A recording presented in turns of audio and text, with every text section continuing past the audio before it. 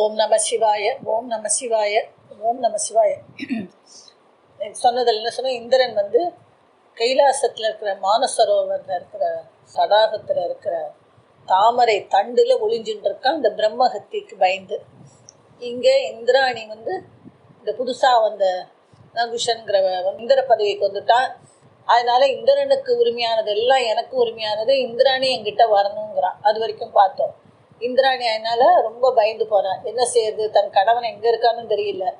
அதனால இப்போ மனப்பூர்வமாக பிரகஸ்பதியை தான் வேண்டிக்கிறார். குரு அவன் முதல்ல அந்த பிரகஸ்பதி வந்து இந்திரன் கவனிக்காதனால தானே அவர் கோச்சின் போய் எல்லா பிரச்சனையும் வந்தது. அவரை மனப்பூர்வமாக வேண்டிட்டு நீங்கள் தான் வழின்னு சொல்லிட்டு அவரை தேடிட்டு போகிறான். அவர் வீட்டுக்கு முதல்ல போய் பார்த்தா அங்கே அவர் இருக்கார். இவேனா நல்ல எண்ணத்தில் எல்லாம் பண்ணவே அவர் கிடைச்சார். தேவேந்திரன் அவரை அலட்சியம் பண்ணினால அவனுக்கு கிடைக்காம போய் இவ்வளோ கஷ்டப்பட்டான். அவர் வந்து இந்த மாதிரி சொல்கிறா, இப்போ புதுசாக வந்த இந்திர பதவிக்கு வந்தமா எல்லாத்தையும் அனுபவிக்கிறதோட என்னையும் வேணுங்கிறான், நீங்கள் தான் என்னை காப்பாற்றணும்னு கேட்குறான். அவர் சொல்கிறார், அது எப்படிம்மா, அவன் தேவேந்திரன் ஆயிட்டான்னா அவனுக்கு எல்லாமே அவனுக்கு உரிமையானது தானே, அதுக்கு நம்ம என்ன செய்ய முடியும்னு முதல்ல சொல்கிறார். அப்புறம் சரின்னு சொல்லிவிட்டு இவர் சொல்கிறார், அது எப்படி பொருளும் நானும் ஒன்றாங்கிறார். சரி, அவர் யோசிச்சுட்டு நான் ஒரு ஐடியா சொல்கிறேன், அதுபடி செய்யுங்கிறார். என்னங்கிறார், நீ வந்து நாளைக்கு அவனை உங்கள் ஆத்துக்கு கூப்பிடு.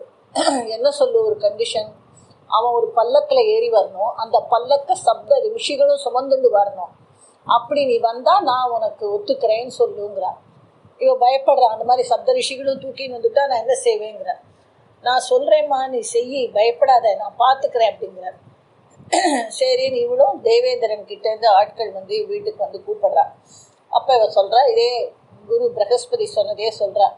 இந்த மாதிரி 7 பேர் சப்த ரிஷிகள் தூக்கின்னு வர பல்லக்கில் தேவேந்திரன் வந்து எங்கள் வீட்டுக்கு வரட்டும், நான் அப்போ அவன் மனைவியாக விட்டுக்கிறேன். அவள் போய் சந்தோஷமாக அவங்ககிட்ட சொல்கிறான். அவனுக்கு ரொம்ப குஷியாகிடுது. இப்போ எல்லாருமே தேவேந்திரன் கீழ் தான், ரிஷிகள் தேவர்கள் எல்லாம். இது என்ன பிரமாதம்னு சொல்லிட்டு சப்த ரிஷிகளையும் கூப்பிட்டு பல்லக்கு தூக்க சொல்கிறான். அவளுக்கு பிடிக்கிறதோ பிடிக்கலையோ செய்கிறான். அதில் முன்பக்கம் பல்லக்கு வந்து கொஞ்சம் ஒரு மாதிரி ஆட்டம் ஆடுறது. என்னன்னு பார்த்தா ஒருத்தர் கேட்குறான். அதில் ஒரு ரிஷி சொல்கிறார், முன்பக்கம் அகஸ்தியர் இருக்கார், அவர் ரொம்ப குள்ளம், அதனால பேலன்ஸ் இல்லாமல் கொஞ்சம் பல்லக்கு இதுவாக இருக்குங்கிறான். இதனடா சொல்லிட்டு இவனுக்கா இந்திராணி உடனே பார்க்கணுங்கிற ஆசை.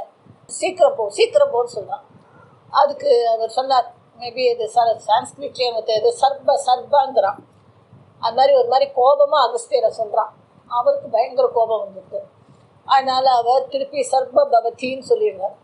உடனே இவன் பெரிய மலைப்பாம்பா மாதிரி அந்த பல்லக்கிலேருந்து கீழே விழுந்துட்டும் என்ன செய்வான், அப்போ ரொம்ப ஃபீல் பண்ணி அகஸ்தியத்தை என்னை மன்னிச்சிருங்கோ, என்னை சாப விமோசனம் கொடுங்கோலாம் அழறான். அவரால் சொல்கிறார், நீ வந்து உனக்கு கொஞ்சம் ஒரு நல்ல இது ஸ்டேட்டஸ் வரவும், நீ ரொம்ப தலைகீழாக ஆயிடின, அதுக்கு தான் இந்த உனக்கு தண்டனை. நீ வந்து இதுக்கு பரிகாரம் வேணும்னா பின்னால் ஒரு யுகத்தில் ஒரு தர்மசீலன் வருவான், அவனை பார்த்தப்புறம் தான் உனக்கு இந்த பாவம் நீங்குங்கிறார். அதுதான் பின்னால் மகாபாரதத்தில் தர்மர் ஒரு குளத்தில் அவள் எல்லாரும் தண்ணி குடிக்க போய் கேள்வி கேட்டதுக்கெல்லாம் பதில் சொல்ல முடியாமல் எல்லாரும் போய் கடைசியில் தர்மர் சொல்லி எல்லாரும் உயிரோடு வருவா. அந்த இதுவாக இருந்தது இவன் தான் சொல்கிறார். தர்மரை பார்த்தோன்னு தான் இவனுக்கு அந்த பாப விமோசனம் கிடைக்கிறது. இது ஒரு பக்கம். இங்கே வந்து இவளுக்கு என்னால் நிம்மதி ஆகிடுறது. ஆனாலும் இப்போ தேவர்கள்லாம் என்ன சொல்கிறா, இப்போ எந்த தேவேந்திரனுமே இல்லை, பழையவனும் காணாமல் போயிட்டான், புது இவனும் போயிட்டான், எங்கள் கதி என்னதான்னு கேட்குறாவா பிரகஸ்பதியை. அவர் சரி, நீங்கள் கவலைப்படாதீங்கன்னு இந்திராணி அழறா. சரி, எல்லாரையும் கூட்டிகிட்டு அந்த மானசரோவருக்கு போகிறார். எந்த தாமரை தண்டில் ஒழிஞ்சுன்னு இருக்கானோ அவனை கூப்பிட்டு, இந்திரா வெளியில் வாங்குறார். அவனுக்கு ரொம்ப சந்தோஷம் ஆகிடுறது. நான் உங்களை ரொம்ப அலட்சியம் பண்ணேன், நீங்களே என்னை தேடி வந்துட்டு நான் இதுக்கு என்ன பதில் சொல்கிறேனே தெரியலைங்கிறான். ஆனால் நிமிந்து பார்த்தா மானசரோவர் அதை தாண்டி கொஞ்சம் தூரத்தில் அந்த பிரம்மகத்தி தோஷம் பிடிச்ச தோஷம் ஒரு பெரிய ராட்சச ரூபத்தில் நின்றுருக்கு. அதால் மானசரோவர்கிட்ட வர முடியாது. அதனால அங்கேயே நிற்கிறது. உடனே அவன் பயப்படுறான். இந்த மாதிரி சுவாமி, அது மாதிரி உங்கள் பின்னால் பாருங்கோ, பார்க்குறார், இந்த பிரம்மகத்தி தோஷம் நிற்கிறது பாருங்கோ, நான் இப்போ எப்படி வெளியில் வந்தால் என்னை திருப்பி அது பிடிச்சிடுமேங்கிறான். அவர் சொல்கிறார், நான் உன் கூட இருக்கிற வரைக்கும் அது ஒன்றும் உன்னை செய்யாது, அதனால நீ தைரியமாக வாங்குறார். சரி, இவனும் தைரியமாக வெளியில் வரான். இவர் ஆயுஷன் போகிறார். பின்னாலேயே அதுவும் வருது. ஆனால் இவன் ஒன்றும் பண்ணலை. பிரகஸ்பதி பக்கத்தில் இருக்கவே அவர் என்ன சொல்கிறார், முதல்ல இந்த கைலாச மலையில் சிவபெருமானை வேண்டிக்கும், அப்புறம் நிறைய சிவஸ்தலங்களுக்கு போயிட்டே வா, எந்த ஸ்தலம் போகிறத இந்த பிரம்மகத்தி தோஷம் உன்னை விட்டு விலகிடுதோ அங்கே நீ சுவாமிக்கு பூஜை பண்ணி நல்ல கதி அடைவேங்கிறார். ஐயோ அப்போ நியாயம் போனால் திருப்பி அது வந்துடுமே, நீங்கள் என்னை விட்டுவிடக்கூடாதுன்னு அவன் குழந்தையாட்டம் கேட்குறான். அவர் சொல்கிறார், இல்லை இல்லை நான் கூடவே வருவேன், பிரம்மகத்தி தோஷம் உன்னை விட்டு போகிறத நானும் உன்னை விட்டு கிளம்பிடுவேங்கிறான். சரின்னு சொல்லிட்டு போயிட்டே இருக்கான். நிறைய ஸ்தலங்கள் பூஜை பண்ணலாம். இதுவும் அமைதியாக அந்த பிரம்மகத்தி தோஷம் கையை கட்டிட்டு இவ பின்னால் வந்துகிட்டே இருக்கு. என்ன எப்படா சான்ஸ் கிடைக்கும் உன்னை பிடிக்கலான்னு சொல்லி இந்த பிரகஸ்பதி எப்பயாவது அசர்ற மாதிரி நகர்ந்தா பிடிச்சுடணுன்னு இருக்கு. எல்லாம் போயிட்டு ஒரு இடம் கடம்பவனம்னு வரான். மதுரைக்கே 200 பேர் கடம்பவனம். அப்போ ஒரு வனமாக இருந்தது. அங்கே என்ன அதிசயம்னா பார்த்த உடனே ரொம்ப ஆச்சரியப்படுறான். மயிலும் பாம்பும் ஃப்ரெண்டாக இருக்குது, சிங்கமும் மானும் ஃப்ரெண்டாக இருக்குது. அந்த மாதிரி பாம்புக்கு வந்து கருடன் ரெக்கையால் வந்து பாம்பு குட்டிகளுக்கு நிழல் கொடுக்கறது. அந்த மாதிரி அங்கே ஒரு ஒருத்தர் எதிரிங்கிற மாதிரி இல்லாமல் எல்லாரும் அவ்வளோ இருக்கிறத பார்த்துட்டு ஆச்சரியப்படுறான். அங்கே ஒரு அருவியிலேருந்து இப்படி மாணிக்க கல்லாக அப்படி கொட்டுறது. அதில் ஒரு குரங்கு ஒரு மாணிக்க கல்லை எடுத்து அது சிவலிங்கம் மாதிரி நினச்சின்னு அதுக்கு அபிஷேகம் பண்ணி எல்லாம் செய்யறது. ஆச்சரியப்படுறாங்க. இவ்வளவு அருமையாக இருக்கேன்னு சொல்லிட்டு பிரகஸ்பதிகிட்ட சொல்கிறதுக்கு பார்க்குறான். அவர் இருக்கார் பின்னால் அந்த பிரம்மகத்தி தோஷம் காணாமல் போயிடுச்சு. ஸோ அந்த இடத்துல தான் உனக்கு பாப விமோச்சனமாச்சு. பிரகஸ்பதியும் சொல்கிறார். அதுக்குள்ளே அந்த தேவர்கள் கூட வந்தவாளும் பார்த்துட்டு இங்கே பெரிய சிவலிங்கம் இருக்குது, ரொம்ப நன்னா இருக்குங்கிற. இவனும் போய் பார்க்குறான், அவ்வளோ அருமையாக இருக்குது. உடனே அதுக்கு பூஜை பண்ணணும்னு ஆசைப்படுறான். பூஜை பண்ணணும்னா அங்கே திடீர்னு அங்கே இலைகள் இதை விட சிவனுக்கு இன்னும் வசத்தியாக பண்ணணும்னு நினைக்கிறான். அதனால அவள்லாம் அதுக்குள்ளே தேவர்களுக்கெல்லாம் அவன் கட்டளையிடுறான்.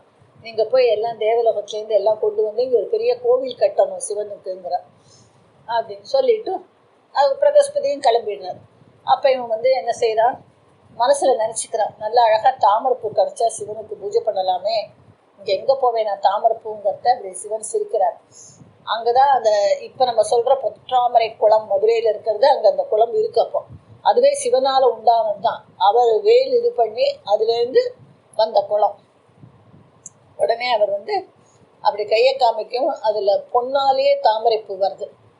அதை வச்சு அவன் பூஜை பண்ணுறான். அதுக்கப்புறம் தான் அது பேர் பொற்றாமரை குளம். இன்றைக்கும் மதுரை மீனாட்சி அம்மன் கோயிலில் பொற்றாமரை குளம்னு சொல்லுவோம். அந்த மாதிரி பண்ணுறாங்க.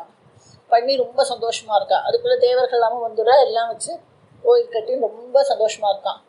அப்போ சிவன் அவனை கேட்குறார், உனக்கு என்ன வரம் வேணுமோ கேளுங்கிறார். அவன் என்ன சொல்கிறான், நான் இங்கேயே இருந்துடுறேன்னா, எனக்கு எதுவுமே இப்போ நினைக்க தோணலை. முன்னால் அவன் ரம்பா உருவேசி நாட்டியத்தை பார்த்து மகிழ்ந்தது என்ன, தேவலோக சுகத்தில் இருந்தது என்ன, இப்போ சிவபெருமானை பார்த்த உடனே சகலமும் மறந்துடுறான்.